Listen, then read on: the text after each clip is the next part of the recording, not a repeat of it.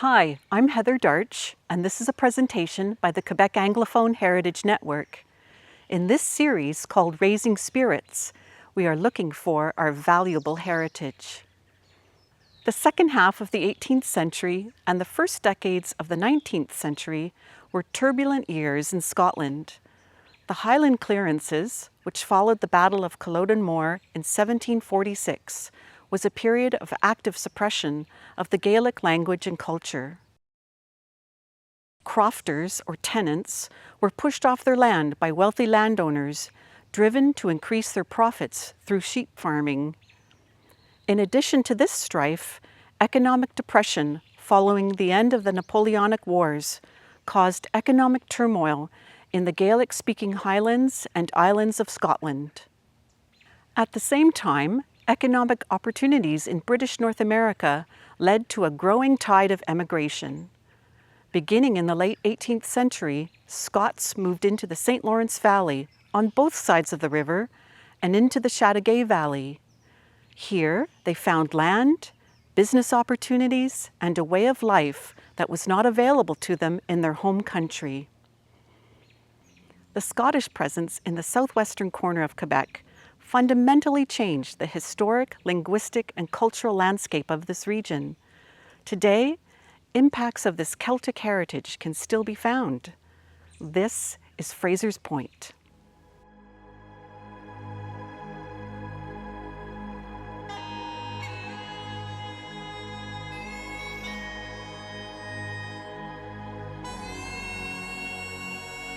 I am William Fraser, also known as Bill, and we're at Fraser Point, which is in the extreme southwest of Quebec on the south shore of the St. Lawrence.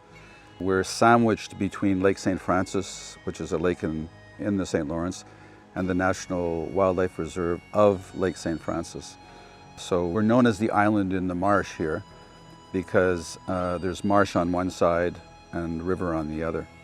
And in the early days, people really had to go through areas of high ground on the marsh to get to this piece of property. It's essentially a moraine that was left in the last glacial age. It's high ground, we don't get flooded here. It was probably, for the First Nations, a good place to do farming, to be close to fishing and hunting.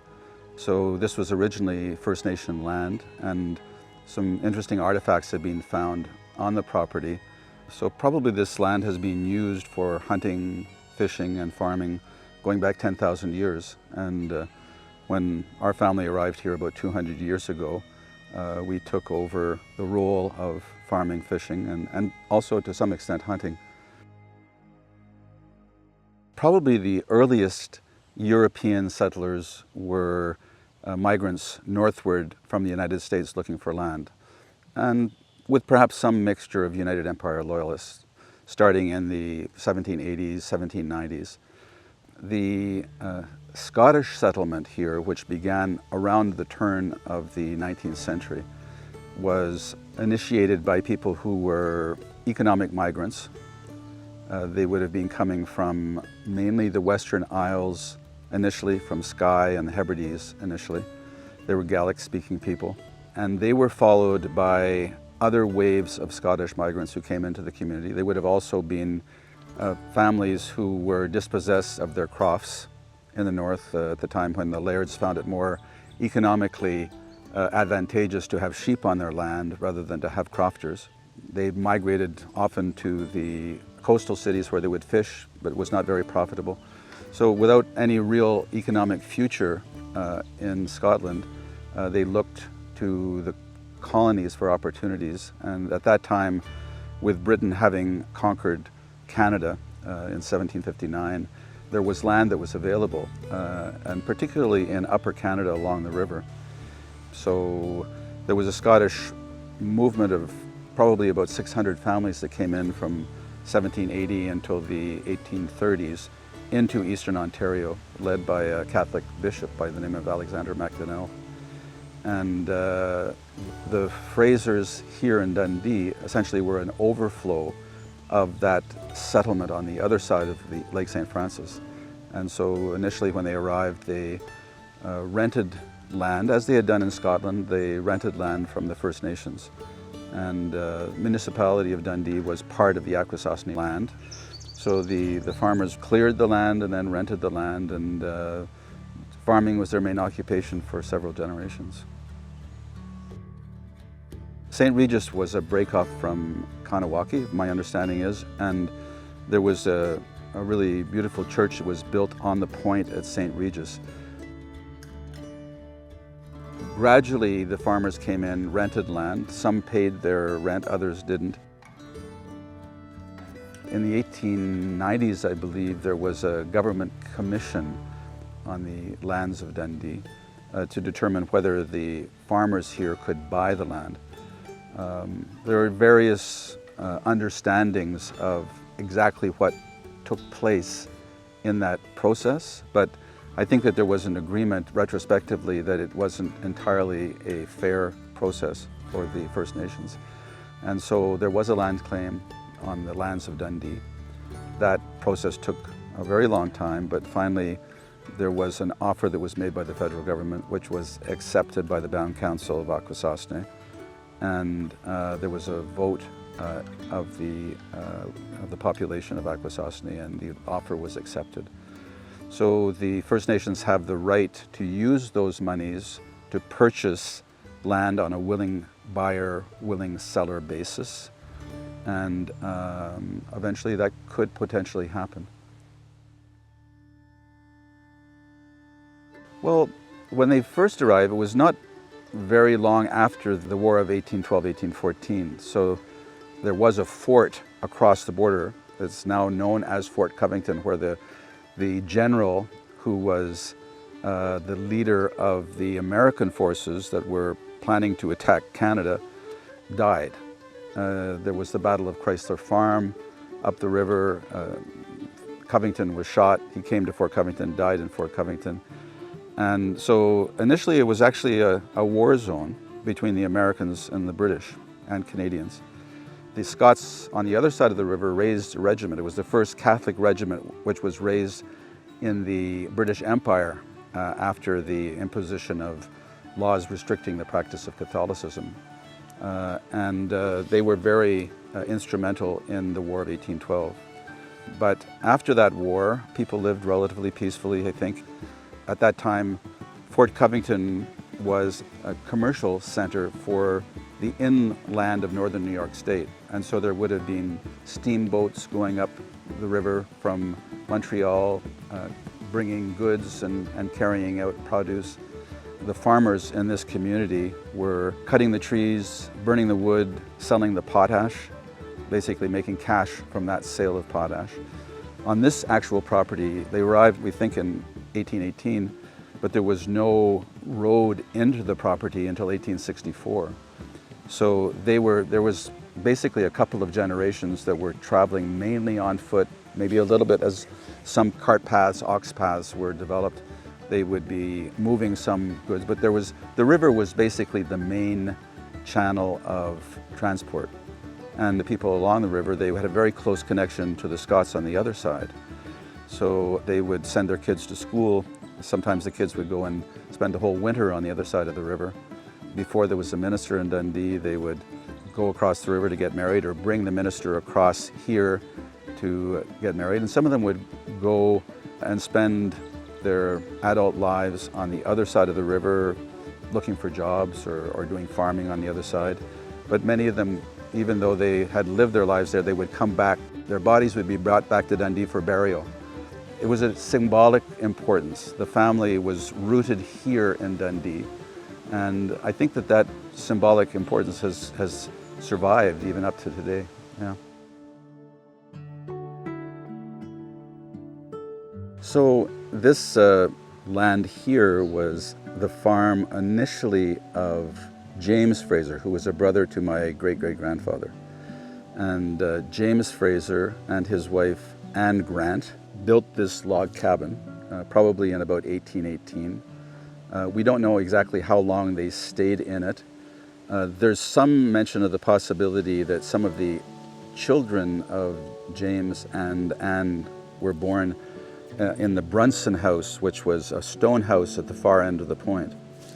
But we believe that this log cabin may have been initially located at the east end of the point and that was moved here. It became a blacksmith shop and was used for a number of years by James Fraser for his trade, which was sort of second occupation after farming, was blacksmithing. And so James was here. His son William had a lot just east of where we're standing now. Another son named Hugh had this 100 acres of land on this side of the Fraser Point Road. So out of those two families, there were generations that arose. My great-great-grandfather was about 1 mile or about 1.5 kilometers up from here. And he and his wife, Isabel Seaton, had 13 children. And ultimately, my great-grandfather, Red Donald, because there were so many of them, they had to give little extra names. So it would have been Donald Brua or Donald Jaddock, which would have been Red Donald. And so they all had their nicknames that they would use. And so the next generation, my grandfather, Willie D., inherited the farm from Red Donald. And then my Uncle Ken and his son are still owners of that farm. My mother's mother was a Macintosh, and she had just recently arrived from Scotland when she came to Cowansville. And she had a few Gaelic words. And so Vami asmúneach gumbimi a gyeangsach Gaelic agus ha trí bliad na srai govelmi a gyeangsach Gaelic agus bimi a gyeangsach ansan skull the Cape Breton. Maggie McIntosh was the daughter of James McIntosh and Annie Ross. They were from the Spey area, from Ballandalloch, which was up the Spey River. And James McIntosh was an iron worker. He was a blacksmith, what they called a mechanic in those days. He made amazing plows, apparently. And James was a piper as well. And I have his pipes. But Maggie McIntosh had me drawing freehand maps of Scotland when I was probably 5 to 6 years old.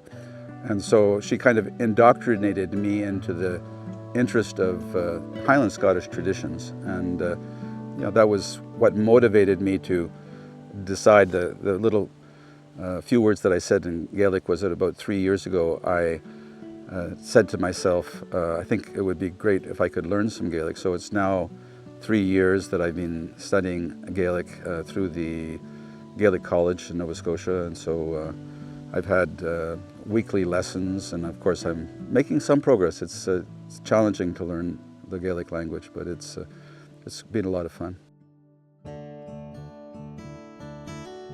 I think that the greatest challenges here would have been, well, first of all, the economic challenges, because after the building of these cabins, one can see that, in fact, there were substantial houses that were built. And so the monies to build those houses, I mean, it may have been a few $1,000s in those days, but getting a few $1,000s together when barter was perhaps the principal method of trade was not easy. So I think that the farmers had to work very hard just to survive, to raise their families. It was a struggle. There were challenges with respect to getting the educational opportunities, because it would have cost quite a bit of money to send the kids off to study. So there was, I think, great frugality, very little money spent on personal expenses. It would all go to providing opportunities for the children. And to some extent there was the issue of isolation, but I think that they did well in terms of their ability to keep abreast of events. By the turn of the 20th century, there was news coming in from outside. As I mentioned, Hugh Fraser, who was a second generation here, he sent his son off, Walter Fraser, to be a pharmacist in New York City. And his son would come back in the summertime and bring news, of course. As his father got older, he would bring medicines. And in fact, when I was excavating the basement of the house last summer, I found a few medicine bottles from the 1870s and 1880s from a company in New York City that was probably one of the biggest grocery companies, but also served as a pharmacy during that period. So he would have brought some medicine to his dad. The trains, of course, were coming through, I think probably in the 1860s. And so they would bring information, they would bring a means of transport. They would have to get their milk to the trains to sell the milk, or they would get their milk to the butter factories. So there would have been butter factories in the community and cheese factories. It would be a source of commerce. So I think the economic challenges were significant, particularly for the earliest settlers, very simple lives, but providing the basics, food, clothes, that would have been their greatest challenges. So we've visited the log cabin, which was the first generation having arrived here and building their subsistence sort of home. As I previously mentioned, James and Anne had several children, one of whom was Hugh Fraser, who was a farmer, spent his life in this community. During his life, he was able to get the resources together to build a rather impressive colonial-style house. It's a frame house, but with a brick facade. Actually, that's the home that I'm living in today. Hugh had his first wife died at an early age, and he married a second time to a woman by the name of Sarah Sutherland.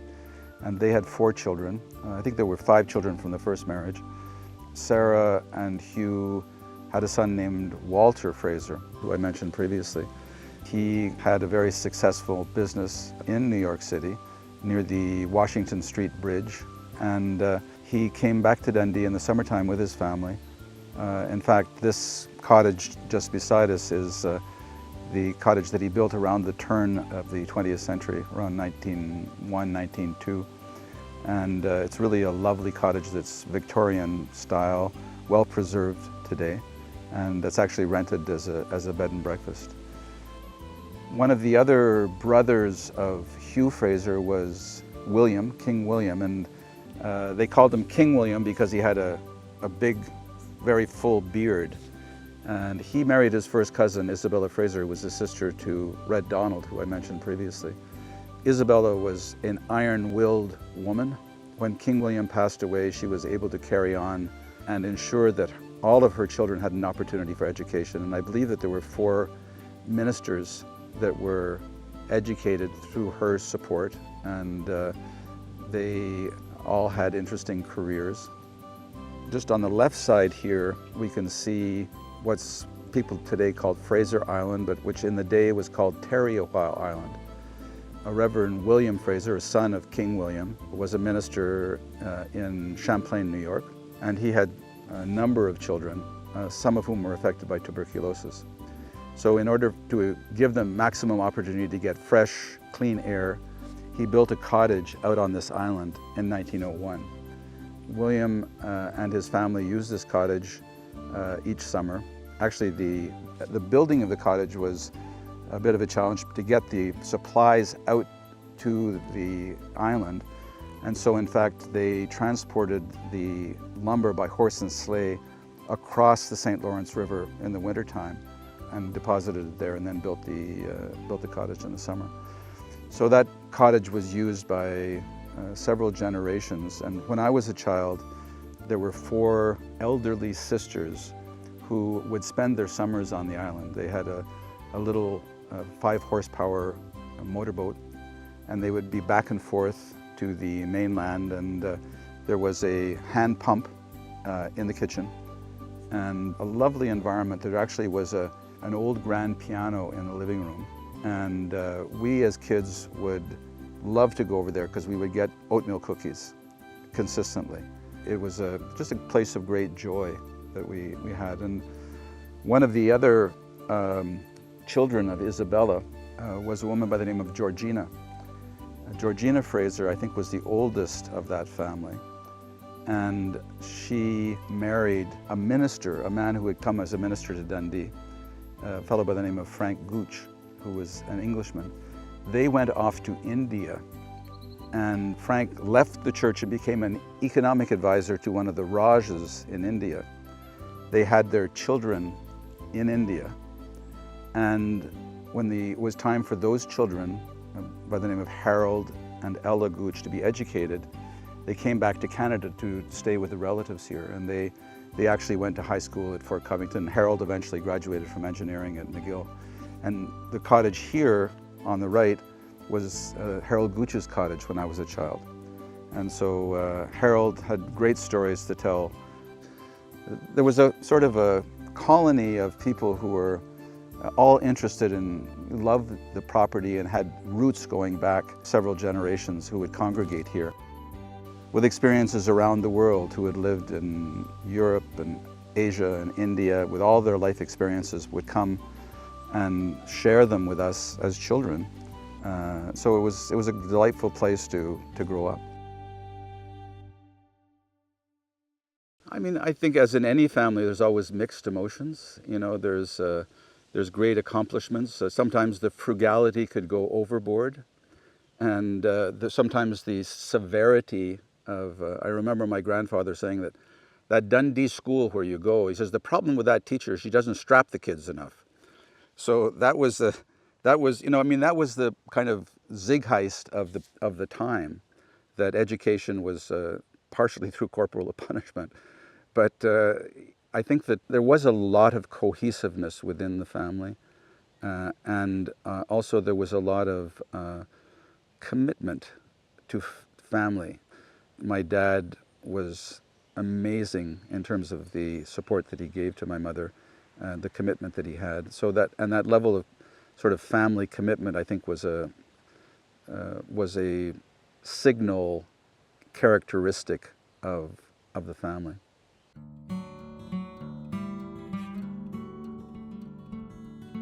My dad was a co-owner of cottages along the front in the 1970s. These cottages being built at the turn of the 20th century, mainly as for hunting and fishing. And in the day, families would sort of park their wives and children on the waterfront and then come and pick them up on the 1st of September, you know. That was in the days, that was the style of families going to the country. But in the early 70s, a group of researchers from the University of Montreal, from the Groupe de Recherche en Biologie Végétale that are associated with the Jardin Botanique de Montréal, they came to Lake St. Francis to do research mainly on the unique vegetation that is in this part of the area. And their leader, who had been involved in the creation of the Gros Morne National Park, saw that there was an opportunity here for the federal government to protect ecologically unique area. And so there are about 3,000 hectares of land along the St. Lawrence River on the south shore that were purchased in the 1970s by the federal government. And now that land makes up the Lake St. Francis National Wildlife Reserve. I think that the land was sold for $1,500 an acre, which seemed marshland in those days. It was considered a gold mine by many of the farmers because there was not that much use for marshland. Sometimes in bad years they would cut the hay, the marsh hay, and feed it to the cattle if they didn't have enough hay from the fields. But eventually the National Wildlife Reserve was created. So we have this incredible resource where we have more than 200 nesting species of migratory birds that come through here, that are many of which are unique in Quebec. We have the bobolinks, we have 6 species of heron, I believe. We have the sandhill cranes, eagles and osprey, of course. So it's a very unique ecological site. And in fact, one of the projects of our family is to conserve this land that we own, which is approximately 70 acres of land, and to develop it as a ecotourism site. So it's a place where people can come share in the natural environment and also have an opportunity to visit the river. And the river here is really magnificent. There's an archipelago of islands out from this area along the river that is part of the Akwesasne land. Just paddling around the islands is magical. And the marshes are incredible as well, with such a variety of aquatic species. It's a great opportunity for us to share with the broader community And also, from an economic perspective, it's costly to maintain the property, so we need to have a strategy that will allow us to cover our taxes and to ensure that we can keep the property in the family as long as possible. I mean, I think that the earliest settlers, looking at today, they would say that, there are not many Frasers in the community now, but those who are there are doing a great job. And that they would be very proud to know that, in fact, on this property, there are 4 generations of really substantial buildings that each reflect their own time period in history, each of which are well maintained, and each of which are now, except for my own home, are available for people to visit. So I think that they'd be very proud to say, well, look, this is a site that places value or enhances the value of what the family as a whole has accomplished over the generations. And I think there's great value in conservation. I think people who conserve things have an important contribution to make. And it's an art, it's a science, and it's an act of love. So I think Fraser Point represents all of those things.